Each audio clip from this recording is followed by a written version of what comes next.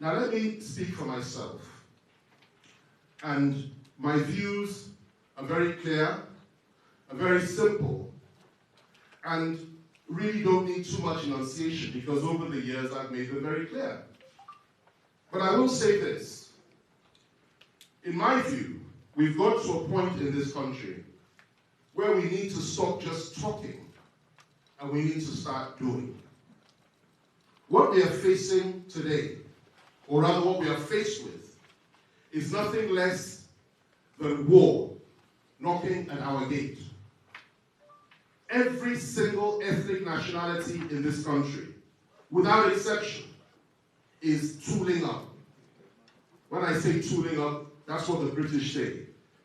But here we say they are arming themselves, preparing for what may lie ahead, which nobody wants. And it is for us to try our very best to avoid going over that cliff edge.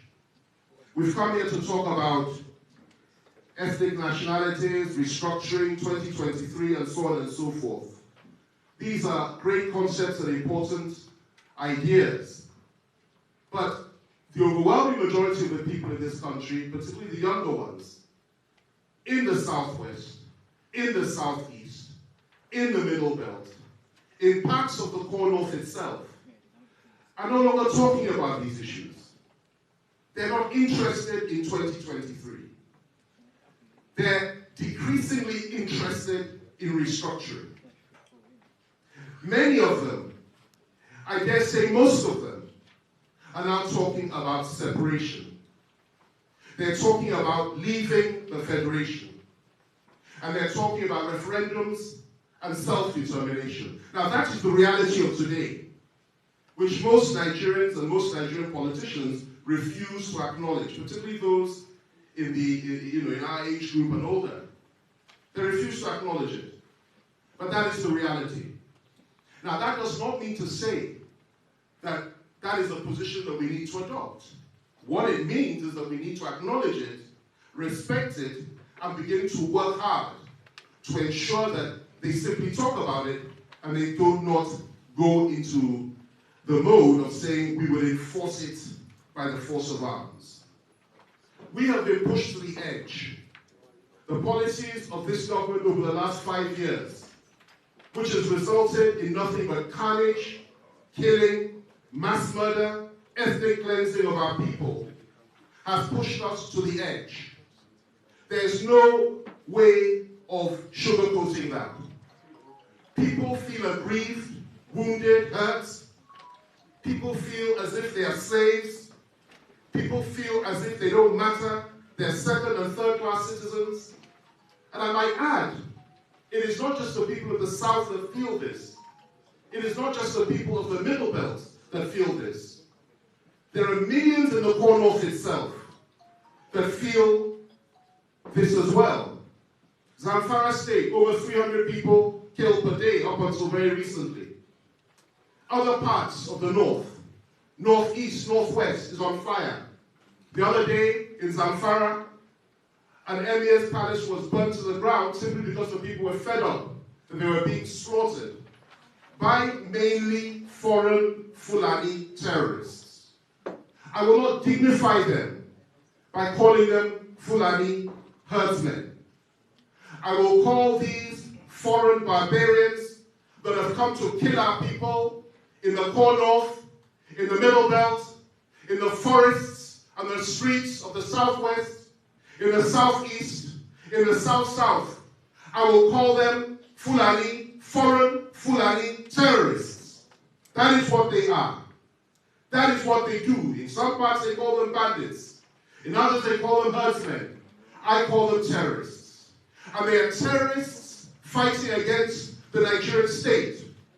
And whatever it is you feel about Nigeria, whether you're an integrationist and you believe in Nigeria and you're entitled to that view, or whether you believe in restructuring, a great view, or whether you believe in separation or whatever it is, at the end of the day, we must remember this, that as at today, we are first and foremost Nigerians.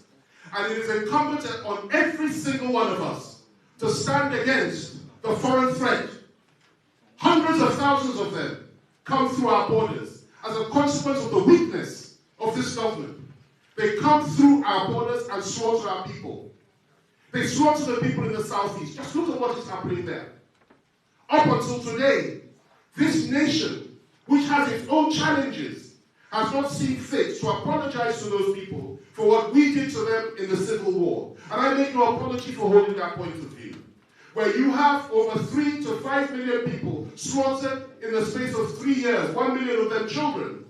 Where a young Jewish boy called Bruce Mayrock in New York City burnt himself alive in front of the United Nations building simply because he saw what was happening to the Biafrans during the Civil War, what we did to them. Where you have a man like Steve Jobs, the man that founded Apple, or the last CEO of Apple, one of the biggest companies in the world, saying, renouncing his Christian faith, simply because of what he saw happening in Biafra. And where you have a man like Bernard Kouchner, who was the foreign minister of France up until not too long ago, a few years ago, who was actually here during the Civil War, working for the Red Cross. And he said from what he saw, as a consequence of what he saw in that war, he resigned from the Red Cross, set up Médecins Sans Frontières, and he now established that organization, which is the biggest organization in wartime, for wartime casualties in the world today. People don't know this, and yet here we are as Nigerians, hoping for things to be better, and yet we refuse to acknowledge what we did. Well, that blood is everywhere now. I'm sorry if I've said things that may sound offensive, if I've said things that may not be too nice, if I've said things that are not making people comfortable here today. But that blood is being spread everywhere now, and we've learned nothing. Because here we are today, bombing the forests of the southeast with our Air Force, killing young people, simply because they want to exercise their right of self-determination, or better still, they're calling for a referendum. Here we are in the southwest, allowing foreign Fulanis to flood our forests and slaughter our people morning, day, and night. The leader of Femi Fani, the beloved Femi Fani, who we all belong to as Yoruba people, our leader, our past leader, Baba Fashotti, his own daughter was slaughtered. We've had our traditional rulers slaughtered. We've had our women raped, our farms taken over. That is what we have experienced. And we speak from a position of rage.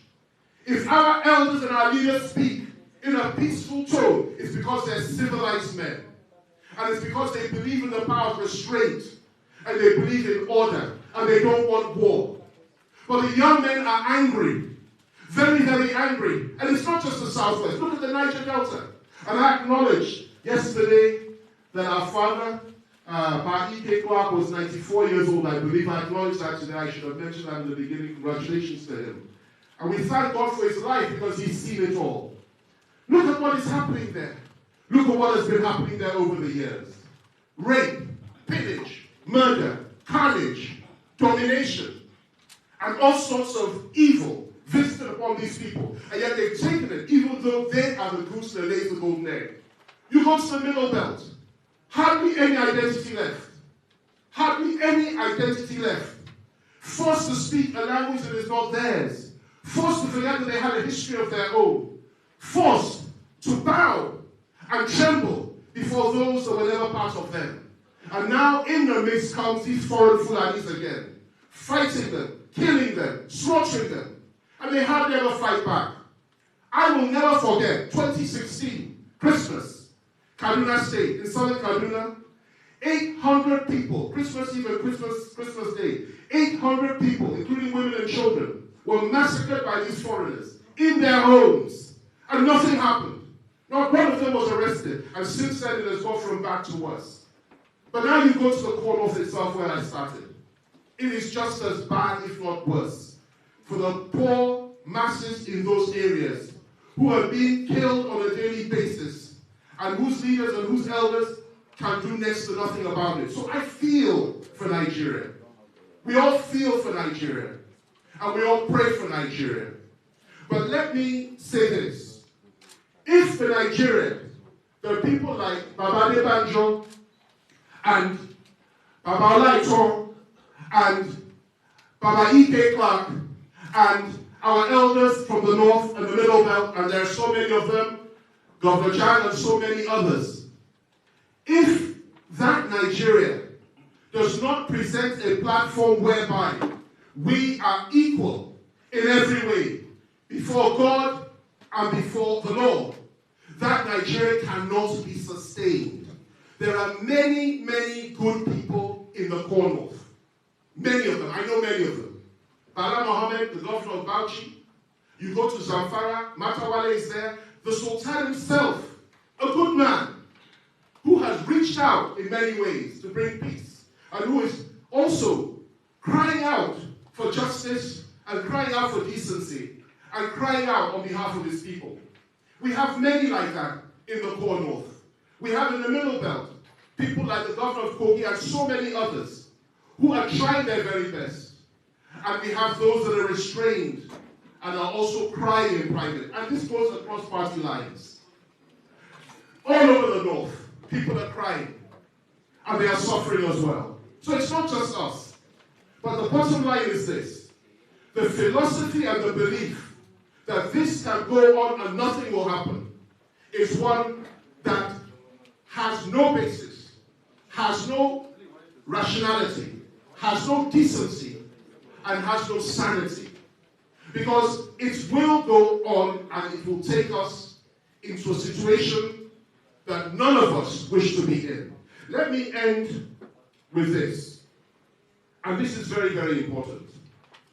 We must not lose sight of the fact that even though we have issues to discuss, restructuring, 2023 power shift, how we will get on with one another to make a better country for ourselves, and how we will reach out to those that no longer believe in this country, to keep them aboard for as long as we can. That's one issue.